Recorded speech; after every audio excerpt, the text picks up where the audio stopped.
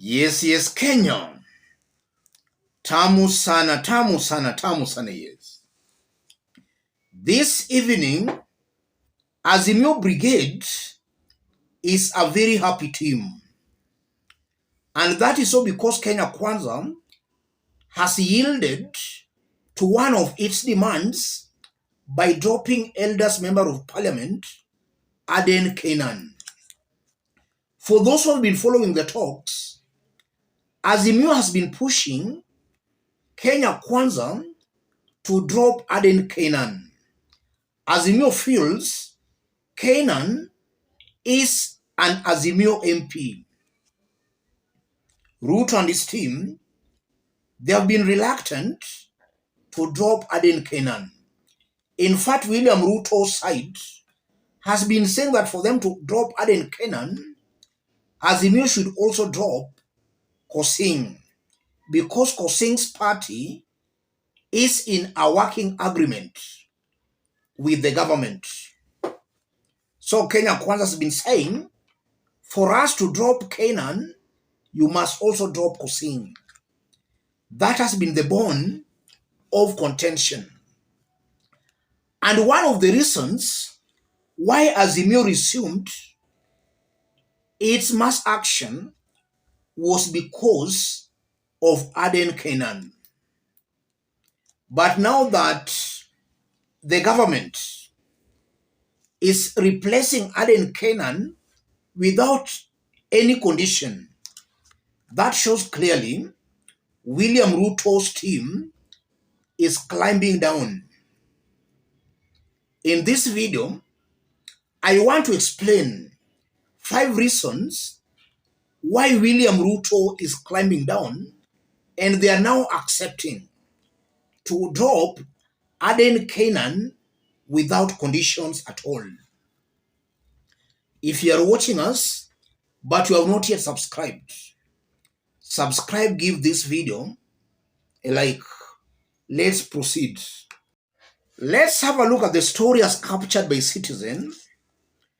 Kenya Kwanza drops MP Aden Keynan from bipartisan team as demanded by Azimio. Kenya Kwanza now says it has nominated Saku MP Dido Raso to step into Keynan's shoes in the bipartisan talks committee. That brings us to the big question.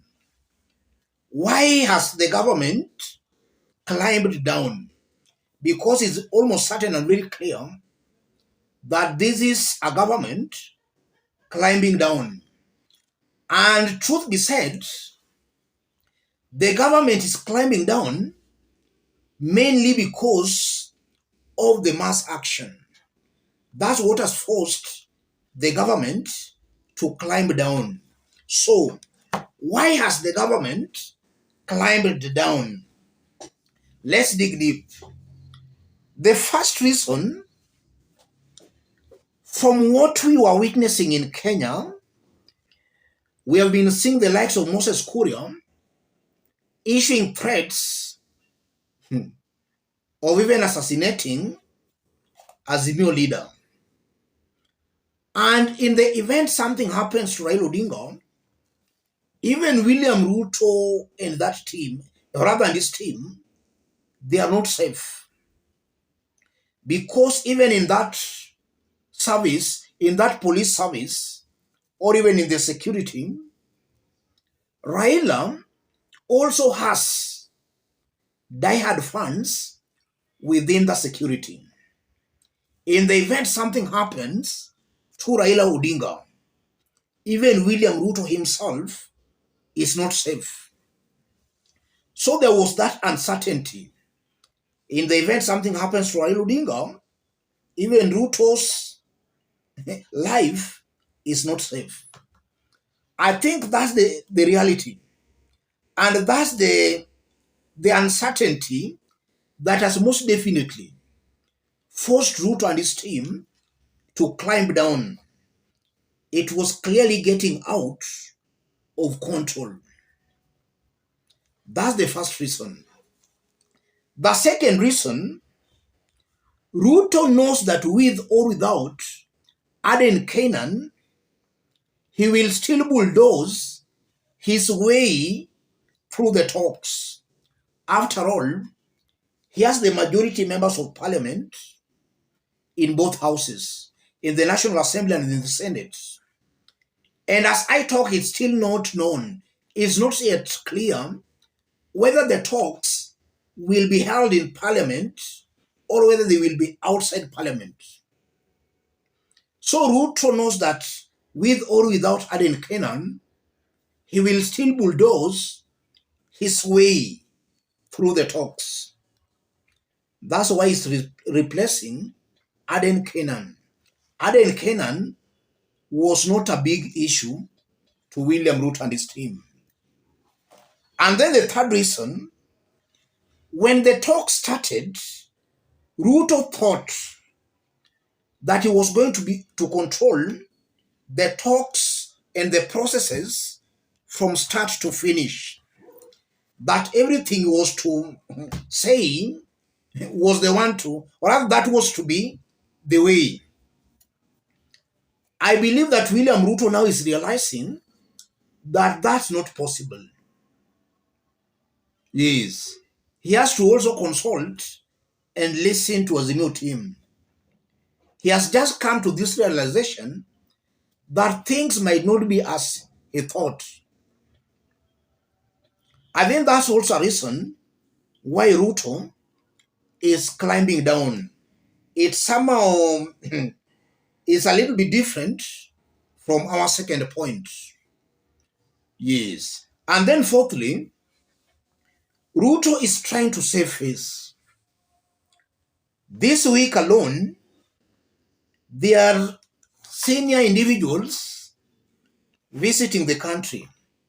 As I talk, UN Secretary General Antonio Guterres is in the country. On Friday, German Chancellor is coming to Kenya. So Ruto never wanted that shame of running battles where all roads are crossed as those visitors are coming. I believe that's also a reason why he has climbed down. He just wants to save face. That embarrassment. Visitors coming and they are running battles in the capital city. The capital is a ghost town.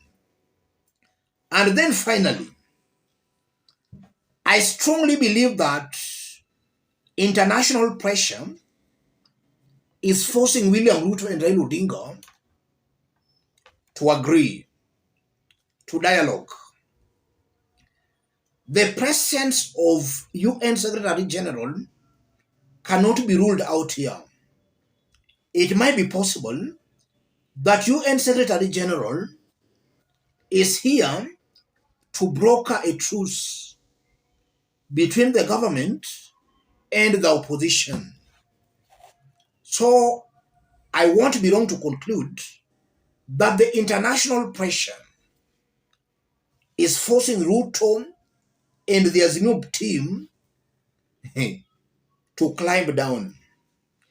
I think those are the main reasons why Ruto is climbing down. But above all, it's coming out very clearly that the only language William Ruto and his team understands is the language of mass action. And I'm saying that because even before the demonstration started, William Ruto and his team were chest thumping and talking very recklessly. It's only after the demonstrations that Ruto extended an olive branch to Raila Odinga. It was only after the start of the demonstrations. And again, we are seeing that after Azimio has resumed its demonstrations, that's the only time again we are seeing William Ruto and his team yielding to one of their demands, Azimio's demands. So the only language Ruto and his team understands is the language of mass action. Let me stop it there, ladies and gentlemen. In case you want to support our forum, I've pinned my number on the comment section. Contact me through the number. If you have not yet subscribed, subscribe, give this video a like. Thank you. God bless you. God bless Kenya.